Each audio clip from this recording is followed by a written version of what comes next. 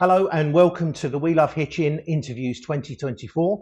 My name is Matt Porter, founder of the Facebook group We Love Hitchin, which has been running for 9 years and has a membership approaching 30,000. We're thrilled to be hosting today's event at Farley's Hitchin. A big shout out goes to Felix for stepping up as our host today. Felix is not only our host, but he also plays a big role and gives up a massive amount of time helping to run We Love Hitchin. So thank you again, Felix. Over the last couple of weeks, we've been speaking to candidates running for the Hitchin Constituency in the upcoming general election. We hope to learn more about their platforms, visions for our community, and plan to address the key issues that matter to us most. Many of the questions asked today have been drawn from a recent ONS survey of the key things people worry about most. So let's get started. Joining me today is Bim Afolami, representing the Conservatives.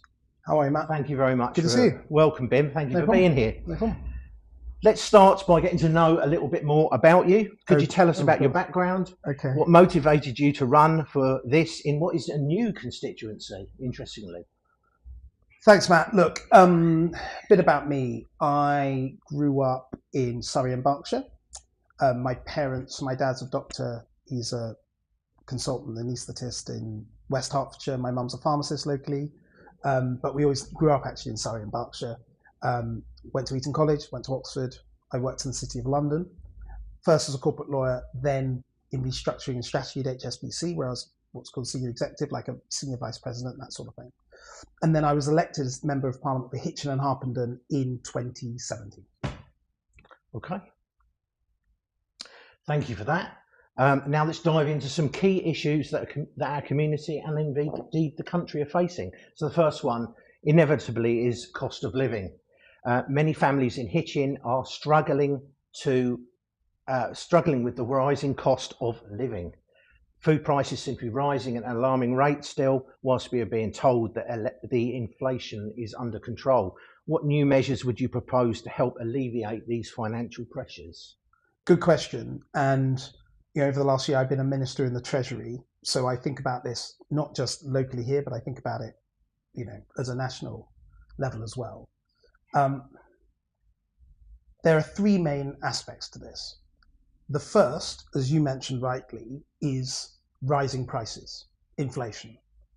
Because of COVID and the war in Ukraine, globally, particularly in Western countries, but more broadly, that sent inflation through the roof because of energy, in particular, which drives, and energy prices drive the prices of most other things, right? In addition to this, and there's a technical point, but I think it's interesting, in addition, because of the strength of the dollar compared to most other currencies, particularly the pound, the euro, and others, and energy, oil being priced in dollars, that exacerbates your inflation problem, yeah?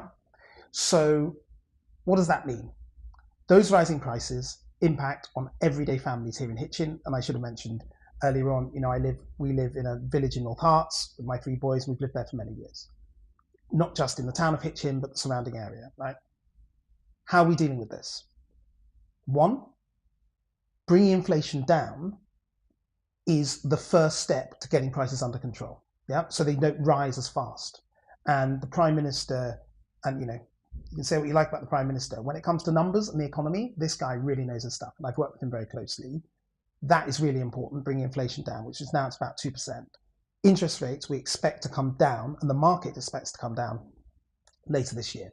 So that will all have an impact on prices not going up by anything like what they've done the last couple of years.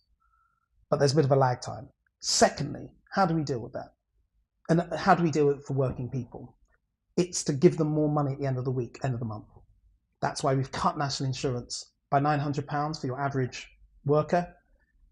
In our manifesto, we propose to cut it again to something like £1,250 for your average worker, off compared to where they otherwise would have been.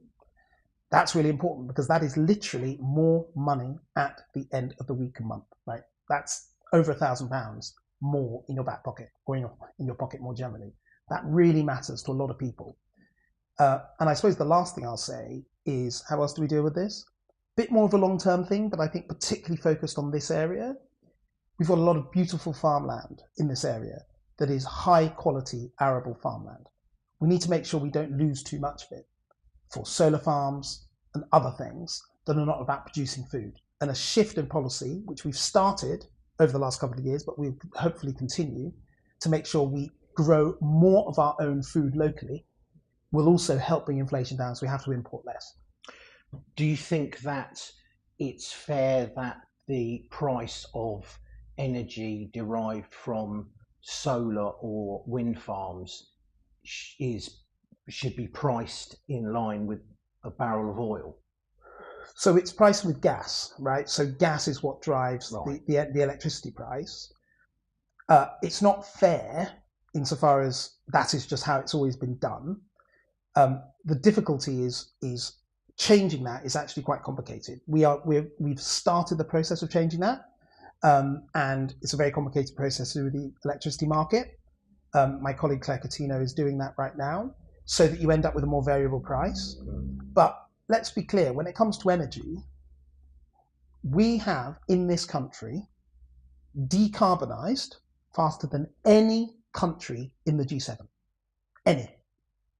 France, Germany, Italy, United States, Canada, we are greener than all of those countries in terms of our energy mix. So we've done a good job, but we obviously need to go further, but the job's not complete. So again, should there be some change to how the energy price is calculated? If we are of course. We're relying on countries that are producing oil or gas, such as Russia and the Middle East, who can effectively control the output of gas and oil, and therefore put the price up.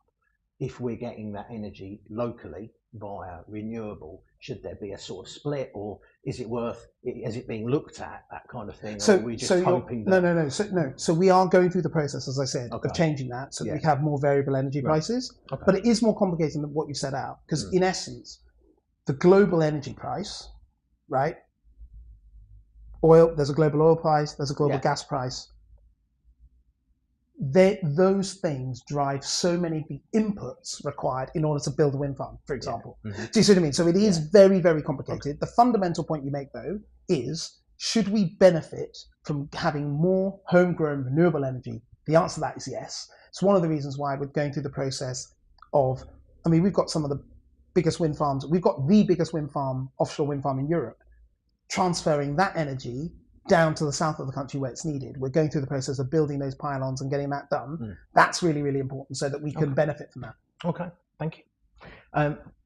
Excellent, thank you very much. Now we'll move to question 2, which is NHS. Oh God, we're only on question 2. I'm sorry, my answers are too long. I'll shorten them. We'll be okay, don't worry. I'll soon hurry you on. You'll soon get bored. Question 2, NHS and healthcare. 85% of people are concerned about the NHS. What are the plans to improve healthcare services, reduce waiting times and address staffing shortages, and indeed encouraging people to work within the NHS? So waiting times first. It's deal with the backlogs. How do you do that? Hire more doctors and nurses. We've done that actually. We've got 10% more doctors, 12% more nurses since 2019, right? So we do have more nurses and doctors in the system. The problem, as my parents know, and many other people, anybody watching this will know, is it's not just about hiring people, it's retaining them, right? So we've really got to do a lot better on that. How are we going to do that? We need to make it easier for people to train and cheaper for them to train. I'm really keen that we should look at innovative ways of making sure people stay longer in the system, by maybe looking at things around student loans and various things to make sure people stay longer. But also, we've just got to listen more to members of staff in the NHS when they want things in order to make their lives easier, shift patterns, where their partners or husbands and wives may be working. These are all things that don't tend to cost very much money. They can have a huge benefit. I remember when I was growing up, my dad used to be able to work nights, and he'd work 80, 90-hour weeks when he was a junior doctor, and he would often sleep out of the hospital, right? We need to bring those sorts of things back. Some hospitals do it, by the way, and I know that, having been at the L&D and various other local hospitals, and indeed the Eastern region more broadly, I know that some are doing things like that. But making it easier to be a member of staff is really, really important. You mentioned waiting times. What are the other points? Appointments at GP surgeries, where you may have a surgery that might be not being managed in the most effective manner, where there may be not the incentive for those managers to be there. Many times. So look, what's basically happened on GP surgeries is that after COVID, during COVID, a lot of the work patterns of how GPs operated changed, right? It became remote, became online, became over the phone. Very few people coming into surgeries for the reasons that we remember. After COVID, frankly, GP surgeries maintain much more of that way of working. That is the fundamental reason for the change in work pattern. It was COVID. Now, that is not the same thing as the core problem, which is numbers. Right? We need more GPs. We need more GP surgeries. That's the fundamental thing we need to do. Two ways in which we do that. In this area, I've been working with the Integrated Care Board, who are the people who in the system who effectively allocate that primary care funding, working with them to get new GP surgery, both in North Hart and in central beds, Stopford, Narsey in particular. So working with them, they've accepted that particularly in central beds bit of the constituency, there is,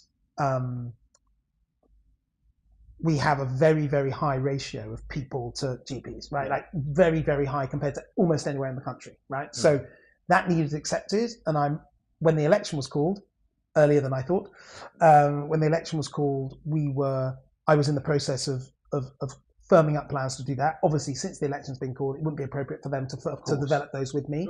But on 5th of July, I look forward to working with them on that. Okay. And more broadly on GP surgeries, what we also need to do is we need to incentivize more people to want to become partners in GP surgeries. What we used to have, and I grew up, as my dad, I grew up just knowing dozens and dozens of GPs. People wanted to be partners. Now there are fewer people who appear to want to do that, and they want to be more salaried. That changes the way how much you can allocate GPs across the country. So again, we need to look at the model and see how do we get more people to want to say, for example, I grew up, say, in North Hertfordshire, I'm moving to Whitwell, and I want to set up a practice in Whitwell, and I'm going to be that hub person for 30 years who the community gets to know and trust. That's what we need to be doing. Okay. Thank you very much for that. No problem. We'll move to question 3 then, which is the economy. The broader economic situation is a concern to 68% of the population.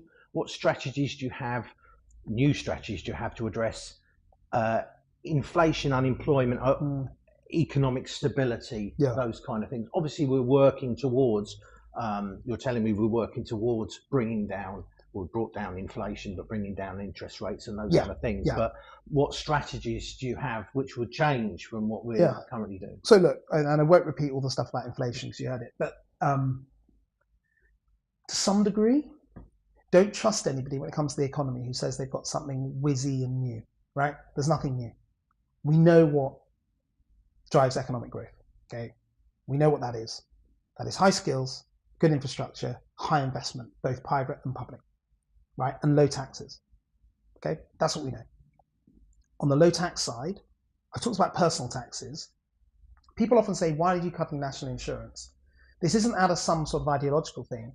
It's that cutting national insurance increases the supply of labour to the market. What that means is you increase the size of your economy. And the Office of Budget Responsibility, when we did our last budget, and I was working with the Chancellor on that, and they score that and say that improves the economy.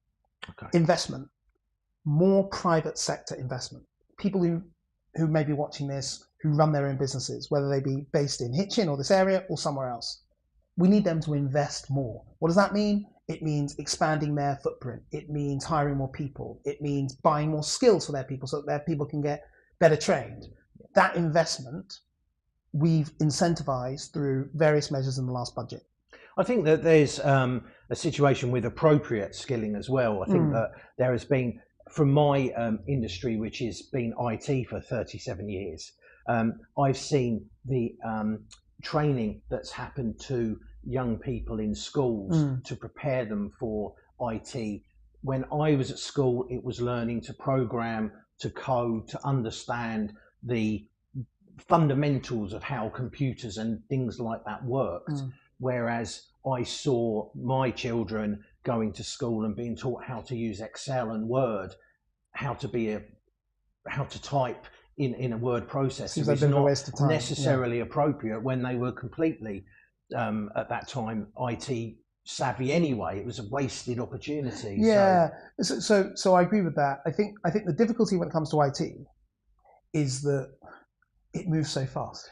Exactly. We have especially now, an AI summer or spring where it's the buzzword, and it's exceptionally urgent that we as a country grab that by the horns and get stuck into it, because there's opportunities there, isn't there? Yeah, I mean, but it's not just that, right? So one of the things that I'm really proud of in the last few years as being Member of Parliament here is running an apprenticeship fair that we did at Hitchin Priory a couple of years ago. We had something like 300 kids who came. We had dozens of local businesses, and that's either Hitchin or North Hertfordshire, and a few from Stevenage. Yeah. So everything from small businesses on the Hermitage Road all the way up to MBDA, right? It's also making sure we have appropriate vocational skills. I'm not one of those people who believes it's always best for everybody to go to university, right? I think that the Tony Blair 50% of people must go to university is one of the biggest mistakes this country has made. Full stop. And what that has done is it's meant that there's a third of young people who 5 years having gone to university are not in graduate level jobs. That is breeding a huge amount of resentment because they've got all this debt. And yet we've got a third gap in the vocational skills in key areas. Yeah. What we need to be doing is more people studying at North Herts College doing fantastic vocational skills, which by the way means they'll be able to earn a lot of money. You know, these are not sink jobs. These are high quality, high skilled jobs. We need to incentivize much more of that. Get rid of the degrees that frankly are cheating young people. And if we can shift that, and in the manifesto we've got some policies as to how to do this, and I've been working on them over the last few months. If we can shift that, then I think a lot of the skills gaps that we see in this area can be fixed. And it can be done quite quickly, right? Like you can actually do that quite quickly. Within 2 or 3 years, you can see huge numbers of people going to the right vocational skills compared to doing degrees, you know, which frankly, some of which are not giving people the graduate level jobs. Okay. We now move on to question 5, crime. 59% of people it remains a major concern. What are your plans to improve personal safety, effectiveness of law enforcement in our community? The new Police and Crime Commissioner, Jonathan Ash-Edwards, I know well. I've been working with him really closely. 2 particular areas I've talked to him about. 3 actually. One is antisocial behaviour, clamping down on it. He's got a new program called Operation Hotspot, which is a £1 million program, of which Hitchin is going to be one of the key areas, designed specifically to tackle antisocial behaviour, which is more visible policing, more CCTV, and really having a real high profile focus on antisocial behaviour so that we get it out of the town centre and other parts of the town. Part 1. Part 2, improve street lighting. Some people think this is like a small thing, but actually it's a massive, massive issue. Because if you're walking around at night, whether it be women or vulnerable people or anybody really, we need street lighting to be on longer. And so I'm working with the local council as to how do we do that. Because again, small thing, but can have a big, big impact on antisocial behaviour and broader safety. And the third thing is we absolutely need to deal with some of the road traffic problems around the town. You know, I've been doing a lot of work with people on the Charlton Road, as you get on the edge of Hitchin, Grove Road as well. I've been doing a lot of work with people on that. Unless we can deal with some of these road traffic problems, a lot more people will be seriously injured or die. And as I say, anybody watching this who's worked with me on that knows how seriously I take it, know how much effort I put into it, and frankly, giving the council a kick to deal and act where they know things are dangerous, and not to rely on the excuse of, oh, well, you know, there are other things in the county that are difficult. Well, I know there are other things in the county that are difficult, but this is mine, and we've put a huge amount of effort in. Charlton Road, we've managed to get the council to provisionally agree to drop the speed limit. That's only first step. We need to really improve that junction. It can be very, very dangerous.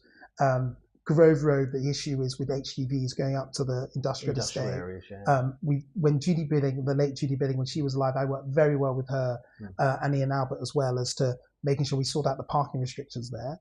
But also, I'm afraid, we're going to have to think about ways in which we can get HGVs going completely the other way to get into the industrial estate from the other way, because driving through the town of Hitchin, busy as it is not sustainable. And I actually used to work in Wilbury Way many years ago, and it was a problem 30 years ago as well. So you unfortunately have an industrial area where its access is limited to two routes really, one through the town and one through Walsworth. But again, okay.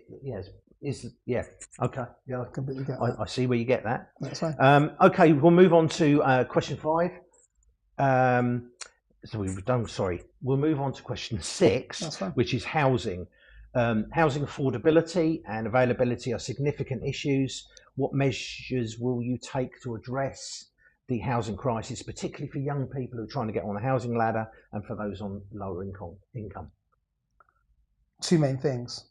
One is we need to change the rules around first-time buyers in terms of mortgage affordability.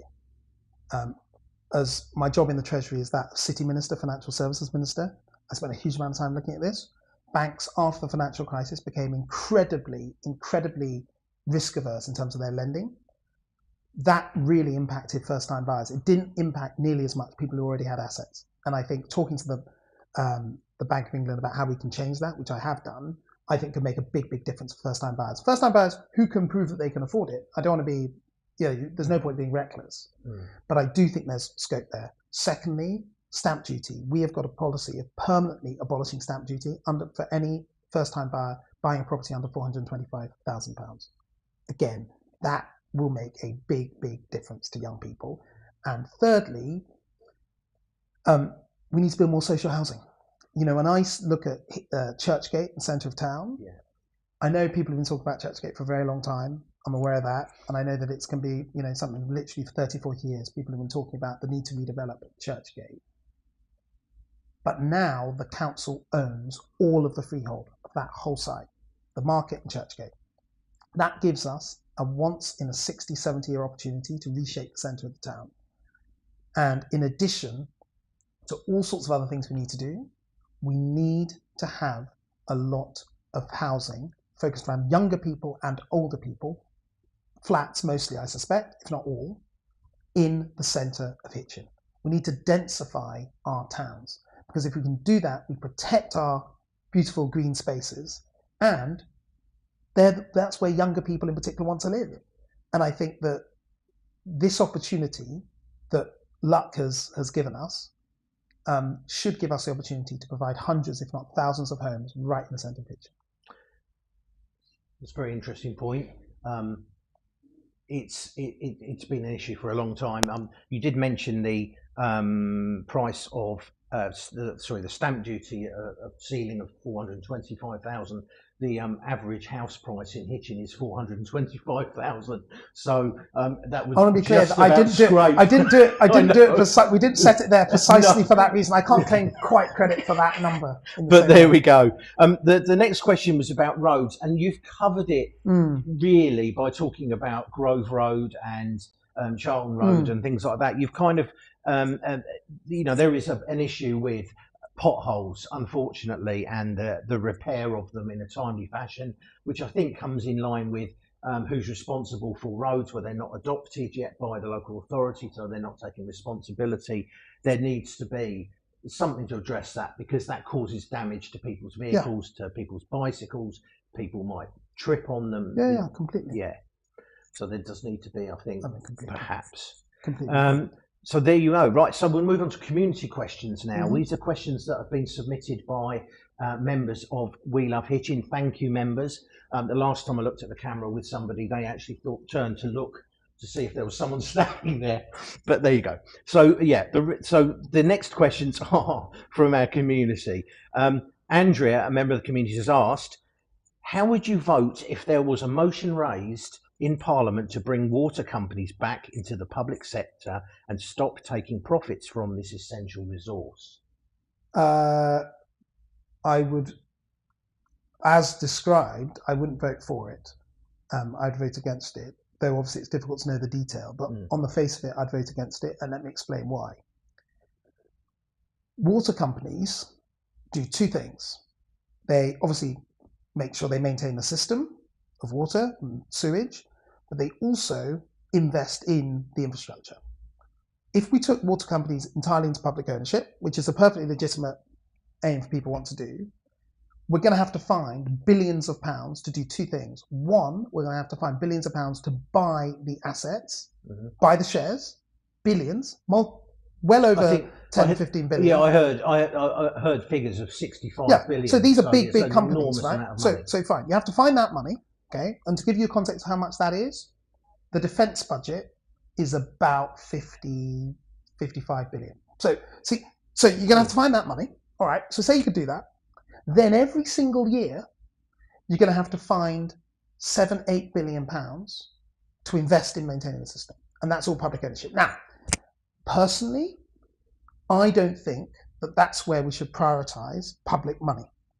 What we need to do is sort out the regulatory system so that the private companies and the shareholders that own water companies are forced to do the right thing with that private investment. And yes, they earn a decent return as long as they're doing the right thing. I don't think there's anything inherent with that. Our water bills, are relatively low actually compared to other countries. There've been problems with losing too much water. There've been problems with not building enough reservoirs. There are significant problems. Though interestingly, in this area, we've got a new reservoir just south of Hitchin that's being done. There are problems that need to be addressed. The question is, do those problems need to be addressed by spending 60, 70, 80, 90 billion pounds? Or do we need to address them using regulation? Do we need to address them by getting them to behave properly? My view is the latter, not the former. I think that I did actually watch listen to a documentary about water. Lucky you. Yeah, it was incredibly interesting. But it was about the Northern Ireland, which is still government owned or government run. Yeah. And the general consensus was that they were probably no better off service-wise, quality-wise, than they would have been as private. I think the issue with Andrea is that because it's an essential resource that comes from the sky, should someone physically own it? But I think you have answers. Yeah, I mean, it's a perfectly legitimate thing to say the government should own it. But I think what you can't make policy as to what you'd love to happen. What you need to do is say, where am I? Yeah. And what am I trying to do? And in my view, we should be trying to get the best service to every single person in the country for water, and do that as efficiently as possible with public money. Okay, thank you for that. I'll move on to Nyland and Lauren have asked similar questions, which I've kind of rewritten because they were radically different in their how they were given. But should we be providing arms or assistance in the Gaza war, and should we be recognising Palestine as an independent state? We are, I want to be clear, the British government doesn't provide arms to anybody, okay? British government does not provide arms to anyone. What the British government has done is it has broadly been supportive of Israel's right to exist, okay? And there's all sorts of other detail in that, and diplomatically it's moving all the time. But we do not provide arms as a country, right? It's not what we do. Arms companies do that. We don't do that. But we fundamentally decide whether or not they. Well, we haven't prevented. We haven't prevented people from doing that. We support Israel's right to exist. We support Israel's right to defend itself. But here's the thing: we are also, and I spoke to David Cameron about this several times over the last few months. We are very, very concerned about certain aspects of how Israel has conducted their offensive war, right, in Gaza. You can't not be concerned by that. And it's very difficult. Our Foreign Office diplomats, led by the Foreign Secretary, but obviously the diplomats are there all the time. We are playing a significant role to try and bring a sustainable ceasefire to realization. That's what we're trying to do. The difficulty, to be really frank, is the Israeli Prime Minister doesn't have to do what we want. I think that one of the difficult things is that it's difficult for people to appreciate that, yes, Britain is a very important country in the world, but Israel doesn't just do something because Britain says so. Even the Americans, who are more powerful than us in this scenario, the American presidents have very public disagreements with the Israeli Prime Minister. So what we can actually do is quite limited. And in relation to recognizing Palestine as a state, I think we should do that only in line with international law, that means the United Nations. There's no point Britain coming out unilaterally to do something. We're a permanent member of the Security Council. We should do that if that is the international consensus and done in line with international law, not just freelancing on our own, because actually all that does is it undermines the broader system which we have, which is the UN. So we've got to work with the UN, but if the UN as a whole collectively says, right, this is how we're going to deal with the problem, then that's of course what we should support. And in the past, we supported attempts where this is when Bill Clinton was president in the US. In the past, we very strongly supported the attempts to have a separate Palestinian, separate Israeli state. We are the most supportive, we're pretty much the most supportive European country on that, or one of them. But we can only do that in a sustainable way when there's a sustainable ceasefire. Okay. Thank you for that. Vanessa and Nicola have asked questions which are quite close to my own heart as a parent with children with special needs. Currently, children with special needs are being failed. There is not enough provision or indeed funding necessary to ensure SEND families get the support they need, not only in education, such as lack of space or appropriate pupil to carer ratios, but also in social care and the availability of agency staff or even respite for parents who are exhausted and in many cases completely alone. What could you pledge today that would provide some degree of support and hope for those in many cases that are desperate families and carers of the most vulnerable in our society, people without a voice of their own who rely on their representatives in Parliament to speak for them? I mean, I can't, as being father to 3 boys and knowing how much work that is, I just can only imagine how difficult it must be for so many people. In fact, I don't have to imagine, I know, because I know lots of people in this constituency and elsewhere who manage this on a 24/7 basis, and it really is 24/7. It is a broken system to the extent that the system is overwhelmed by the number of kids that it has to look after. We're building 2 new special schools in Hertfordshire and many others around the country. I think it's 50 nationally, but we're building 2 in Hertfordshire. That will help alleviate some of the pressure for those who can't get places in the right school. We need to give them more support where it's a mainstream school as well. And I think the schools here actually do a very, very good job on that. But the schools will tell you, as they've told me, they need more resourcing to do that. We need to absolutely focus on that. In Hertfordshire as a whole, this is a broader problem because they've got very high levels of special need, very high numbers of special needs kids in the county. So it's not unique to this constituency. It's a broader issue.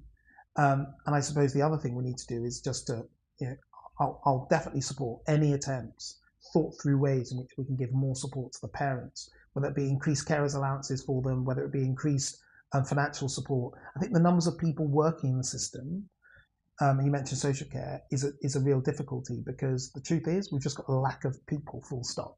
Whether it be in this part of the system, whether it be in mental health, whether it be in the NHS, whether it be in community services, we need more people to see this as a career that they want to do. So that is another piece of the puzzle. We can build all the special schools we want, but we need to make sure there are people there who are qualified to work in them. I think that paying teaching assistants at SEND schools minimum wage is acutely unmotivational for them to want to get into a career which is fundamentally caring for vulnerable children, and so it's literally rewarding, I think, people for doing what are. I think parents know how difficult, as you've already mentioned, it is to care for a special needs child or 2, but for somebody to be incentivised to care for children in a school or special needs setting, then they have to be incentivised to do those jobs in order to get the ratio of carers to pupils. Yeah. No, look, obviously you're right. Yeah, you're obviously right. It's really, really hard if people are not paid very much to incentivize them. The only thing I would say is you can't get out of kilter. You've got to raise everybody who's doing a sort of similar job, whether it be in special needs or not, because what you can't do is increase in one part of that and then you end up with gaps elsewhere. Yeah. So look, I think anything we can do to pay people more is obviously a good thing. I think what the issue can be is because we have a minimum wage or a working wage, that's almost like a base that everybody's being paid at, and that can be perhaps you're paying somebody to do something very, very, without insulting them, menial, for the same amount of money that you'd be paying someone to do something far more responsible. Yeah, and again, and this isn't looking down on anybody, but you will know that we've raised that national living wage, the minimum wage. We have raised that more than any other government by far. And in fact, the complaint that I get from some small businesses, not all small businesses, is they say, you guys have raised the minimum wage so much, we can't afford to hire so many people. So there is a balance with that as well. Yes, I understand, yeah. Okay, so thank you for that. No problem. Final part, we're nearly there. I wonder if you'd like to explain to our audience, address them via the camera, explain to them why they should choose you to vote on the 4th of July. So they... Okay. Yes. Well, look, what would I say? I've been representing this area since 2017. I've got to know literally thousands of people here in Hitchin and the surrounding area. I live here. This is where our future is. This is where we're growing up our family. I care deeply about not just the town of Hitchin, but every single one of our villages in North Hertfordshire and indeed in the newer bits towards central Bedfordshire. 3 main reasons, if you're not sure who to vote for, why to vote for me. The first is I will be people's voice in Parliament, regardless of what the national picture is. If it ends up being a Labour majority, I will be an independent voice that won't just sort of allow central government to ride roughshod over our rights here. I will be people's independent voice, and have proved that, whether it be on areas like traffic noise on roads, whether it be on expanding the area of natural beauty across our beautiful Chilterns, whether it be on getting an independent, more GP surgeries and getting independent advice as to how to get that as fast as we can. I will be people's voice. Secondly, in Parliament, as a Treasury Minister, I can actually use my experience from here to make sure that we get better policy nationally. So I've worked very hard in areas of financial services, in the Treasury, getting tax cuts down on national insurance, using my expertise from business and learning from the people here, and bringing these problems to Westminster and in government as well, and in the upper reaches of the party. And the third reason is because I think that we've had a good record. One of the difficulties as a party, one of the difficulties over the last few years is we've basically faced 2 huge shocks. COVID and the war in Ukraine have been massive, and they have really impacted the finances of ordinary people and the finances of the government, to be frank. And that's why things have been so difficult. I am focused on growing our economy again. And we've done a reasonable job in the last year. We're now at that inflection point, that turning point where we can improve the economy. I'm backing small businesses. Small businesses are the lifeblood of Hitchin, all the retail businesses around here and many others.